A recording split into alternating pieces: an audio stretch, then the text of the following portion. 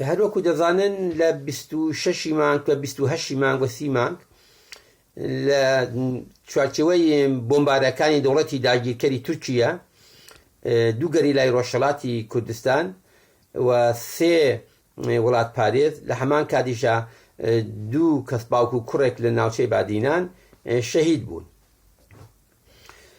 دەوڵەتی داگیرکەر دوای گرتنی سەریکانی گورەسپی لە ڕێژەوای کوردستان هێرشەکانی لە باشوور چڕوپڕتر کردوێتەوە.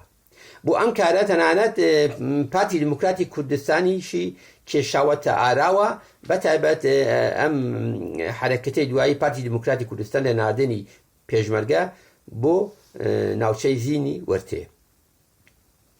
پرسیارێکی جدی هەیە بکەین لە خۆمان. یەک، دژمنی سەرەکی کورد ئەلئان ئیمڕۆ کێیە؟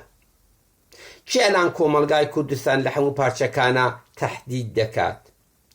کێیە لە ئاسی جیهانیدا دژ بە کورد و دەستکەوتەکانی قسە دەکات؟ کێیە لە کەرکووک تورکمانەکان چەکدار دەکات سازمانیان دەدا دەڵێ شارێکی تورکمانیە؟ کێ دەڵێ لە ڕۆژاوا دەبێ هەموو دەستکەوتەکانی کورد دەبێت لە نێو بچێت و تەنانەت ئەسەد بە یا ئیسلامیەکان بگەڕێنەوە؟ ئەمانە هەمووی پرسیارێکن کە دەوێت لە خۆمان بکەین. ئێمە دەزانین لە پشتی ئەم سیاسەتانەدا دەوڵەتانی داگیرکەر بەگشتی و بە نوێنەرایەتی ئەوانش دەوڵەتی داگیرکەری تورکیا و کاران دەکات. دەوڵەتی داگیرکەری تورکیا ممکن نییە بەبێ ئیجازەی ئێران لە ڕۆژاوا پێشڕەوی بکات. ممکنی نییە بەبێ ئیجازەی ئێران لە باشووری کوردستان هێز بنێرێ بۆ ناوچەکەەوە خۆی لەوێنە پایگا لێ بدات و خۆی بەهێز بکات. هەموو ئەم کارانێکی دەکرێت. دەوڵەتی تورکیا قەتعان بە عیزنی دەوڵەتی ئێرانیش و وڵاتانی عەرەبیشە هەیە دەنا بۆ ناڕزایەتیە دژیەوە دەرنابڕێت.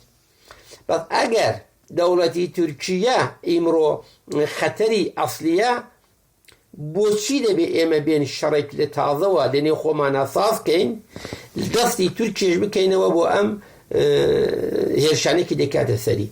مەسئلەی حەیاتی ئەوەیە، یعنی ئێمە هەموو ژمانەوە دەزانین دوو پادیش بووەتەوە، زۆریش تکرار بووەتەوە. تا 2025 ناوچە دەگۆڕدرێ. دەوڵەتانی داگیرکەر یا تەضعیف دەبن لە نێو دەچین یا تەثبیت دەبنەوە. کوردستان یا بەدەستکەوتێک دەگات یا لە نێو دەبێتەوە. شەڕی ئەسلی ئەم دەوڵەتانی داگیرکەر لە ناوچەکە دەسەر چییە؟ غیر از ئەوەیە هەموو شەڕەکانی ئەمانە، یعنی هەم ئێران هەم تورکیا هەم وڵاتانی عەرەبی بە عێراق و سووریەوە تەنانەت ئیسرائیلیش هەموویان مەسئلەکەیان مەسئلەی کوردستان، یعنی مەسئلەیەکی ئەم شەڕێکە لەیان دەکرێت لەسەر خاکی ئێمەیە، لەسەر خەڵکی کوردستان بە هەموو دانیشتوانی خەڵکی کوردستانە. بەس ئەگەر وایە دژمنی سەرەکی ئێمە دەبێتە تورکیا و تەنانە ئەلبەتە بە نوێنایەتی وڵاتانی داگیرکەری وەکو بەتایبەت ئێران. خب ئەگە وایە و عینە ناردنی هێزی پێشمەرگە بۆ ئەم ناوچەی بۆ چییە؟ پارتی بەحسێکی حقوقی دەکەن، دەڵێن ئەم ناوچانە هین حکوومەتی حەریمە پارتی حەقی هەیە ئەو ناوچانەی و خەدیژێ کۆنتڕۆلی خۆیەوە، وەکو بەحسێکی حقوقی ڕاستە.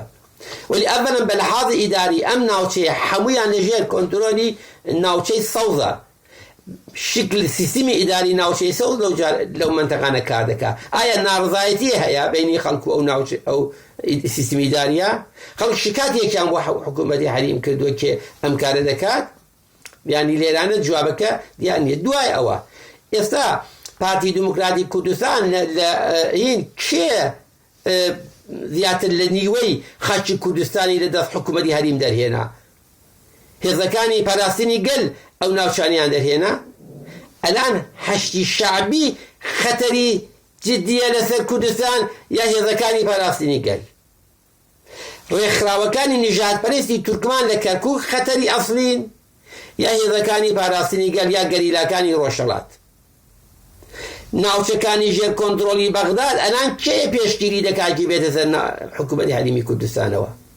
یعنی خاکی ئێمە ئەلان لە باشوورە لەلایەن کێوە داگیر کراوە؟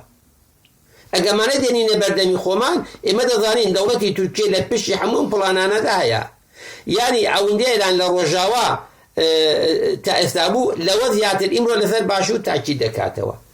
بۆیە من پێم وابێ وەزیفەی هەر کوردێکە هەر کوردستانیەکە لەم کات و ساتەدا بێدەنگ نەبن بێ هەڵویست نەبن بەتا بە خەڵکی باشووری کوردستان نەچن لە ماڵەکانیان دانەنیشن هەموو سیاسەتەکان بە سەرهاتی ئەوان دەبێت سبەینێ باجەکەی هەموو کورد دەیدات وەلی لە پێش هەموو کەسێ باشووری کوردستان دەیگات من داوایەکی تایبەتیم ئەوەیە هەموو گەنجانی کوردستان ڕۆژهەڵات باشوور با کورد ڕۆژاوە ژیانێکی سەرفەراز ژیانێکی بە شەخصیەت زۆر باشی لە ڕەزاڵەتە بۆیە پێش هەموو شتێ وەزیفەتانە چ لە ئاستی سیاسیە چ لە ئاستی نظامیە پشتی هێزەکانی پاراستنی گەل بگرن متوەجهی ئەوە بن کە ئادرێسی غەڵەت بە ئێوە نەدەن دوژمنتان کێیە ئێوە دوژمنەکەدا خشاک دەناسن بەرەنگاربوونەوە لە بەرابەری دوژمنەکەدان وەزیفەی ئەسڵی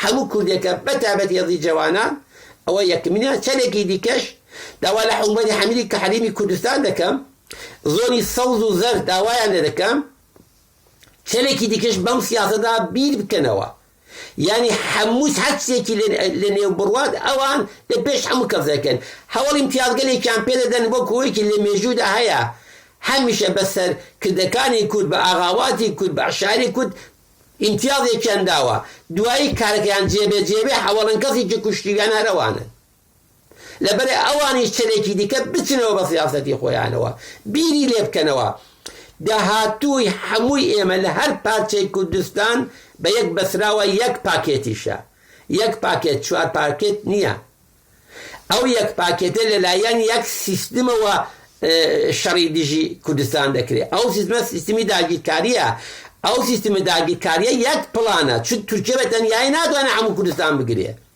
ئێرانیش بە تەنیایی ناتوانێت هەموو کوردستان بگرێت سووری و عێراقیش ناتوانن تەنیا ئەوانە شانسیان ئەوەیە دەبێت لە نێو خۆیانە ڕێکەون هەستکە بەشێکی هەڵگرێت کە ئەو کارە بەردەوامە ئێمە شانسمان ئەوەیە هەموو ئەوانە لە یەک پاکەتە دابنێن وەکو دوژمن چاوی لێ بکەیت نە ئێران دۆستمانە نە سووریە دۆستمانە نە عێراق دۆستمانە و نە تورکیە دۆستمانە وڵاتانی جیهانیش نەیە نایەن بۆ ئێمە وڵات بۆ ئێمە دامەرزێنن ئەگەر ئێمە بەرەنگاری بووینەوە ئەوانە مەجبور دەبن تاڵبان لە ئەفغانستان ئەمریکای مەجبور کرد بێ لەگەڵی مذاکرە بکە بۆ کردی ئەگە هێزی کوردیش یەک بێ ئەمریکا مەجبور دەبێ بەدەنان ئەمریکا زۆرتر لەوەی بە کورد امتیاز بدا لە کورد ئیسفادە دەکا امتیازەکان بە دەوڵەتی تورک تەنانە گلازمێ بە ئێرانیشی دەدا لەبەر ئەوەیە من داخوازم ئەوەیە کێ هەموو جوانان لەم دەورەدا خۆیان ئامادە بکەن بۆ شەڕێکی جدی مەسئلەکەش کورد وڵاتی هۆلاند نییە ئێمە وەکو خەڵکی هۆلاند بژین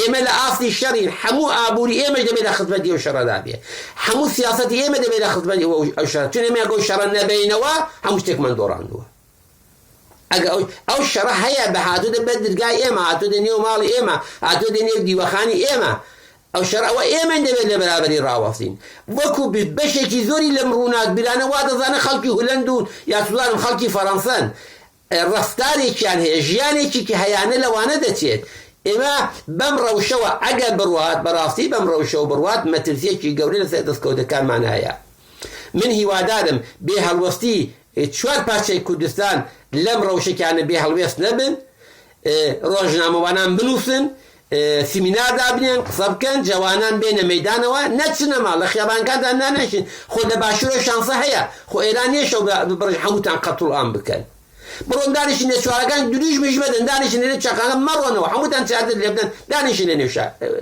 شارەکانە یەک مانگە و کارە بکەن ئەلان تەمەشا دوودانە یەک ڕەش کوژراوەدانە خەڵکی ئەمریکا چی دەکا ئێوە هەموو وڵات میوەی مڵاتیان داگیر کرد یەک کەس دەجیاکەی نەجویلاوە ئەم ڕەوشە خەتەر لەسەر هەمومان هەیە هەمومان پێکەوە پێشنیار دانیژەی بیکەن حیزبەکان لە بەردەمدانن پارتی لە بەردەمتانە پێکاکە لە بەردەمتانە یەکێتی لە بەردەمتانە بە قسەتان ناکەن بچن بەر دەفتەرەکانیان دانیشن بە 100,000 کەس دانیشن بۆیە من دەتوانم ئەوە بڵم کە لەم ڕەوشەدا ئەلان کە بەسەرمان هەیە بەڕاستی شەڕەکە جددیە دەوڵەتی تورکیە بەرنامەیەکی جددی هەیە ئەم شەڕە بەرێتەوە بۆ ئەوەش بە حەق جۆرێکی ممکن دیژی کورد شەڕ دەکا شەڕی ڕەوانی دەکا شەڕی نظامی دەکا شەڕی ئابووری دەکا شەڕی کولتوری دەکا شەڕی ئیدۆلۆژی دەکا